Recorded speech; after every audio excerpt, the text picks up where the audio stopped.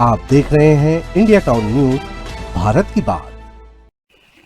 छत्तीसगढ़ में धान खरीदी सीजन शुरू होते ही अवैध धान तस्करी और भंडारण के खिलाफ प्रशासन ने इस बार बेहद सख्त रुख अपना लिया। राज्य स्तर पर एक महीने के भीतर 25,000 क्विंटल से ज्यादा अवैध धान जब्त किए गए हैं। 70 से अधिक प्रकरण दर्ज हुए हैं और 4 राज्यों मध्य प्रदेश, ओडिशा, महाराष्ट्र और उत्तर प्रदेश से आने वाली तस्करी पर लगातार शिकंजा कस रहा है। सबसे बड़ी कार्रवाई हुई है धमतरी में, जहां 22,000 क्विंटल अवैध धान एक ही दिन में जब्त कर लिया गया। गरियाबंद में भी पुलिस लगातार कार्रवाई कर रही है और राजनांदगांव में कलेक्टर और एसपी के स्पष्ट निर्देश जारी किए गए। नमस्कार, आप देखना शुरू कर चुके हैं इंडिया टाउन न्यूज भारत की बात और मैं हूं आपके साथ सुधीर मिश्रा।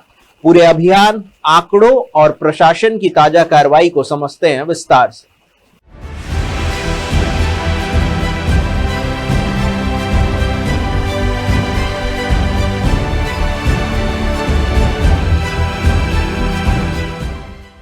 धमतरी की सबसे बड़ी कार्रवाई। धमतरी जिले में जिला प्रशासन की संयुक्त टीम ने अवैध धान के खिलाफ सबसे बड़ी कार्रवाई की है। धमतरी शहर के अशोक राइस मिल और सोरम गांव के फूलमनी राइस मिल में एक साथ छापेमारी की गई। छापे के दौरान मिला है 22,000 क्विंटल अवैध धान, जिसकी कुल कीमत लगभग 5 करोड़ रुपए के आसपास आंकी जा रही है। दोनों मिलों पर भारी जुर्माने की तैयारी। धमतरी कलेक्टर के अनुसार मिलों ने यह दावा किया है कि यह धान गर्मी की फसल का है, लेकिन वे इसका स्रोत नहीं बता सके। किससे खरीदा, कब खरीदा और कितना खरीदा, कोई जवाब नहीं मिला। इस कार्रवाई के बाद जिले में ऐसे मिलों और दलालों में भारी खलबली मच गई है। हमारे यहाँ पे कल दो मिलों में अवैध भंडारण का हमें संज्ञान में आया था, कहीं खबर मिली थी और वहां पे कार्रवाई किया गया था। विहित अधिकारी द्वारा कार्रवाई किया था मंडी अधिनियम के तहत, और उसमें लगभग 22,000 क्विंटल का जो समर पैडी है वो जब्त हुआ है। अभी जब्ती का प्रकरण बना दिया गया है। उसके बाद पेशी रहेगा और पेशी होने के बाद प्रॉपर उनसे दस्तावेज वगैरह लिया जाएगा कि उसका सोर्सिंग कहाँ से था, क्या समिति से उसको सोर्सिंग हुआ था, कोई टीओडीओ कटा था या कहाँ से उसका सोर्सिंग हुआ था, और उसी हिसाब से इसको कार्रवाई किया जाएगा। इसमें चावल नहीं था, धान ही था। 22,000 क्विंटल लगभग का 5 करोड़ का धान था। इसका अभी पेशी किया जाएगा जब्ती बनने के बाद। अभी जैसे कि हमारे मंडी अधिनियम के तहत पेशी किया जाएगा और जो हमारे नियम अनुसार जो बनते हैं ना मंडी अधिनियम के तहत, उसी हिसाब से उसका उनको फाइन लगाया जाएगा।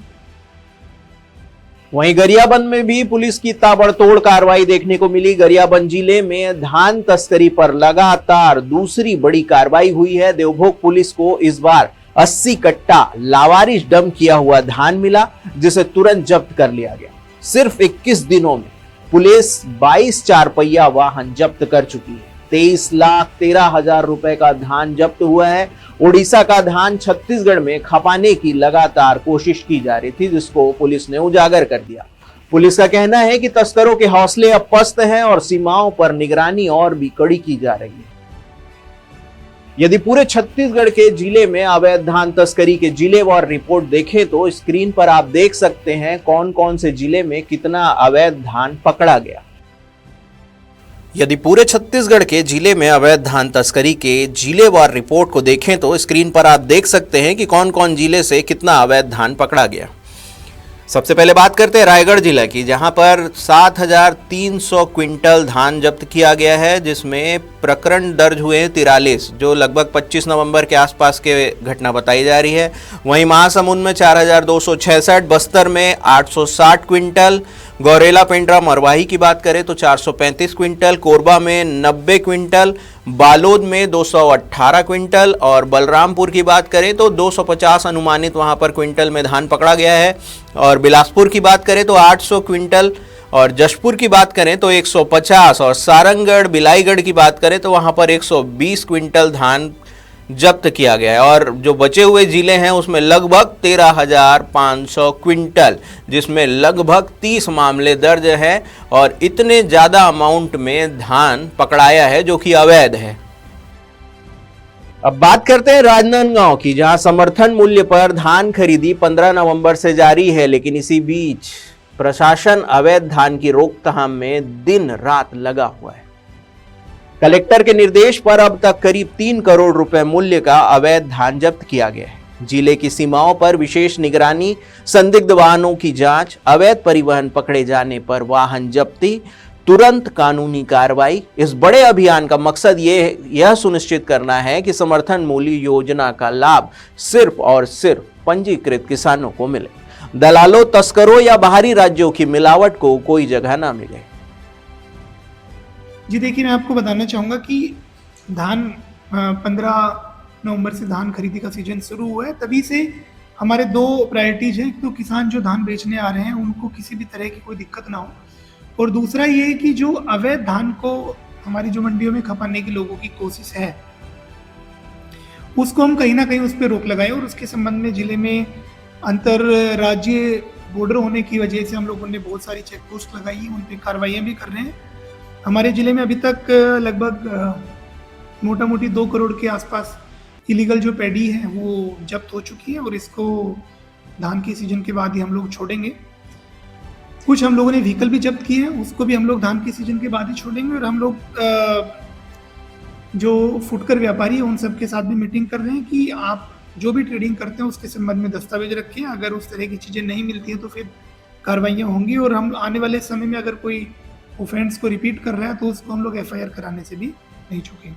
किसानों को ठगी से बचाने के लिए SP राजनांदगांव ने भी बेहद अहम अपील जारी की है। SP अंकिता शर्मा ने कहा है कि किसान सिर्फ सोसाइटी में ही अपना धान बेचें, फर्जी दलालों के झांसे में न आए। ज्यादा पैसा दिलाने का दावा करने वाले लोग आमतौर पर ठग होते हैं। किसी भी संदिग्ध व्यक्ति की सूचना तुरंत पुलिस को दें। पुलिस की रणनीति साफ है, दलाली, तस्करी या फर्जीवाड़ा करने वाले को बख्शा नहीं जाएगा। किसानों से अपील की गई है कि वे नियमों का पालन करें ताकि उन्हें सही कीमत और सुरक्षा दोनों मिल सके। चलिए सुनते हैं SP अंकिता शर्मा की जुबान। धान खरीदी का पैसा, साल भर की कमाई का पैसा किसानों का उनके खाते में जब आता है, जो कि 15 नवंबर के उपरांत जो है शुरू हो गया है, तो कोऑपरेटिव बैंक से, पोस्ट ऑफिस से लोगों के द्वारा वो पैसे निकाले जाते हैं किसानों के द्वारा। तो इसमें हम लोगों ने एक एडवाइजरी भी जारी की थी, उसको ही मैं दोहराना चाहूँगी कि कभी भी कोशिश करें कि आप लमसम पैसा ना निकालें। कभी भी जब आप पैसे निकालने जाएं तो आप अकेले ना जाएं, कम से कम अपने साथ एक साथी ज़रूर रखें।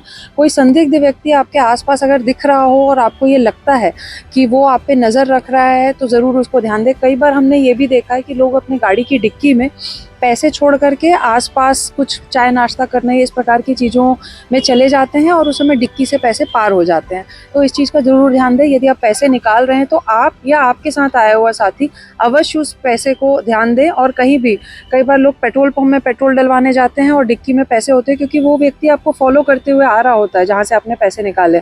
तो पेट्रोल पंप में भी इस बात का ध्यान रखें। तो कम से कम 2 व्यक्ति जाएँ और सदा सतर्क रहें।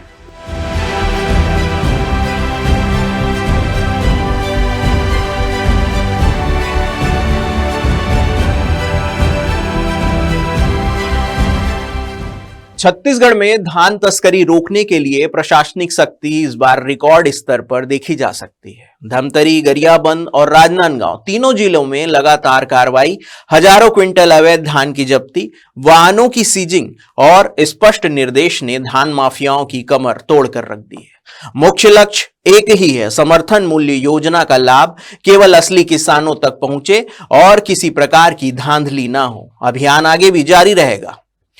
फिलहाल के लिए बस इतना ही। देश प्रदेश की तमाम खबरों से अपडेट रहने के लिए देखते रहिए इंडिया टाउन न्यूज, भारत की बात। नमस्कार।